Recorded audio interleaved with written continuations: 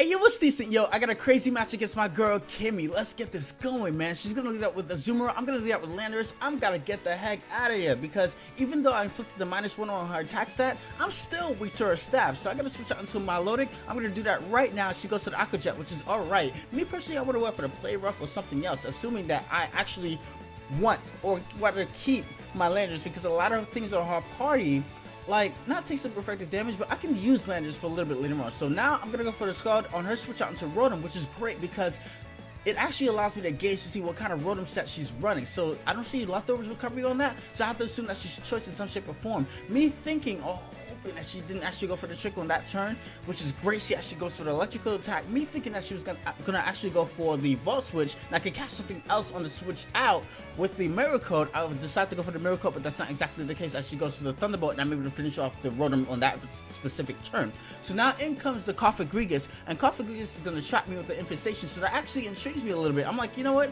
I've never seen Cofagrigus with Infestation. I want to know what she's doing, what's in her mind right now. So I go for the Recover just to get, you know, a little bit more time or something like that. Maybe she might go for a hard-hitting attack. I don't exactly remember all the Cofagrigus' sets or something like that, you know, right off the bat. Especially since I don't have a source right in front of me. I'm in McDonald's actually, so I have no Cerebi, I have nothing to look at, no damage calculator, nothing. I'm doing this straight out of experience. So she shows me hats, and I'm thinking like, you know, maybe she would have actually went for the curse. So I go for the Dragon Tail on that specific turn. I'm supposed to go for the Miracle because I thought it'd be more fun, you know, to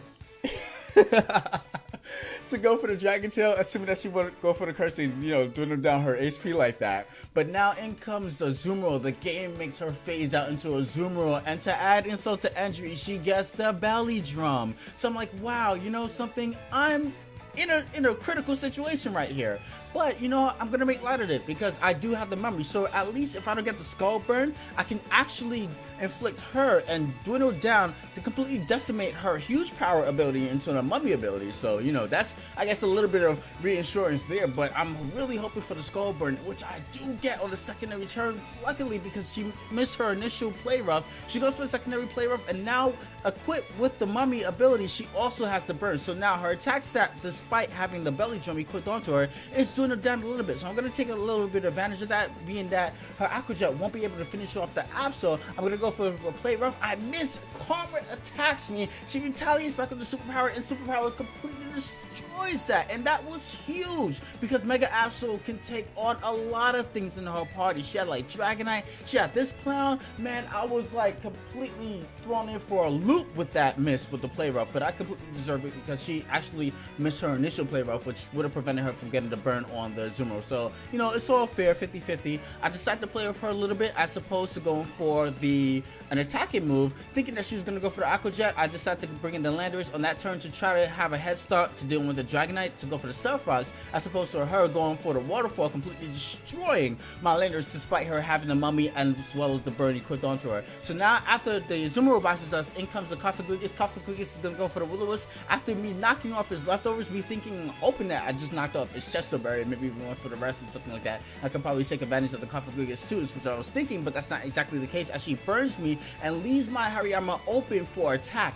And especially now she's going to bring in her Gardevoir, so I'm like, you know, I gotta get the hell out of here. Good thing about Cofagrigus, and a good thing about that, the way the mummy ability works, is that after I switch out and come right back in, I get my initial ability that I have before I had the mummy. So now when I come back in, I have a gust boosted Hariyama ready to destroy stuff, man. So now in comes the Delphox, because Delphox resists both of Gardevoir's stats. I'm gonna go for the Mystical Fire to dwindle down her Gardevoir's attacking capabilities potentially, but she brings the Dragonite, which is great because I go for the Mystical Fire to steal her weakness possibly because I'm not holding an item, and as well I go for the Will-O-Wisp, dissipating her attack stat. So now this Dragonite has seen better days, man.